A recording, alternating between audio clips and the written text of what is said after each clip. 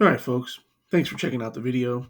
I wanted to talk today about the removal of James O'Keefe from Project Veritas.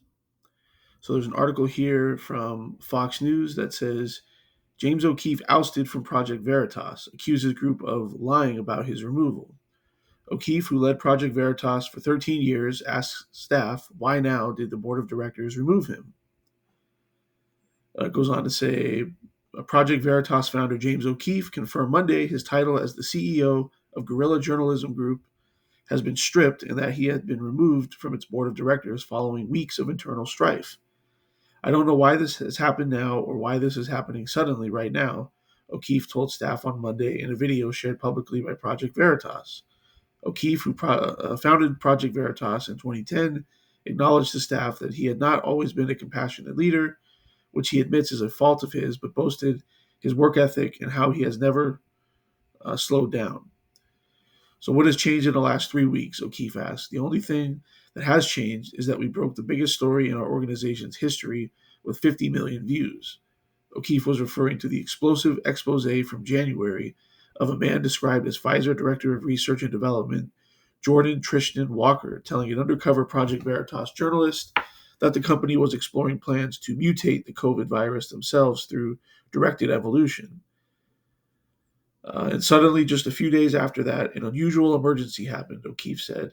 On Thursday, February 2nd, that's a few days after the Pfizer story, I was informed by an officer of Project Veritas on the phone while en route to the airport that he would resign unless I stepped down as CEO. We've been having a conflict of visions, him and I, over fundraising. There were tactical disagreements about the boldness of approaches soliciting donations. We don't measure our success only in terms of how much money we bring in, O'Keefe continued before saying he was able to push back the emergency meeting to the following Monday. We measure our success in terms of our impact. We measure our success in terms of what we produce, not just in terms of our wallets. That was a pretty fundamental conflict I felt. The day prior, I informed him in front of his colleagues that if he wasn't willing to follow my lead, he'd be shown the door. I tried to deal with it privately, but I was unsuccessful, and the disagreement boiled over publicly in a staff meeting, he said. The next day, this individual refused to resign, so I fired him. Later that same day, I was informed by a different officer of Project Veritas that he would go to the board in a few hours from that moment and have an emergency vote to restructure the company, receiving an agenda in my email while I was sitting on an airplane tarmac with the doors closing. The meeting was scheduled for the moment that my plane landed in Nashville. So this is not good news. Obviously, as I've heard a lot of other people say, and this is my sentiments that without James O'Keefe, there is no Project Veritas. James O'Keefe is Project Veritas, so the organization at this point might as well just fold, and I suppose James O'Keefe can form a new one with hopefully some more supportive and loyal people around him. So um, now the only reasons mentioned for his ousting is supposedly he was a difficult boss to work for, which I mean, who isn't, right?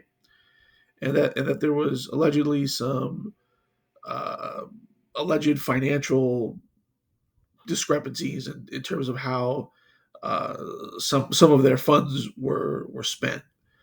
Um, but I think Project Veritas is going to be in very much more financial difficulties without James O'Keefe around because everybody's bailing on this organization at this point. People are unfollowing them. They're saying that they're never going to donate to them again, and they're waiting to find out what James O'Keefe does next to support him. So now James O'Keefe does mention on his Instagram that basically, I need to make clear I have not resigned from the company, Project Veritas, I founded 13 years ago. I was stripped of my position as CEO and chairman. If you're wondering what's next, stay tuned. And he also talks about how, of course, this is happening right after this big expose on Pfizer, who we all know what Pfizer's behind. So, was Project Veritas infiltrated? It certainly looks like it, at least by some people that do not have the same mission in mind as James O'Keefe. So I think he'll be okay. I think he can form a new organization, and he can continue the work that he does. Obviously, it's not easy to just start something over from scratch like that again. But I think he'll be okay. I think the majority of people are behind him, and will help him get something more serious than what Project Veritas apparently has become beyond James O'Keefe. So whatever new organization he decides to start, I think we'll be in very good shape from day one. So shout out to James O'Keefe. Keep doing what you're doing. Let me know what you all think. And as always, we'll see you on the next one.